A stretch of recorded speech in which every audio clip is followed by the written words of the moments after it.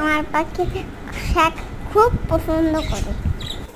পাখিটির নাম বলুন তো, নাম দেব কি? আমি পাখি অনেক ভালোবাসি। পাখি হচ্ছে আমার বন্ধু, আমাকে অনেক ভালোবাসে।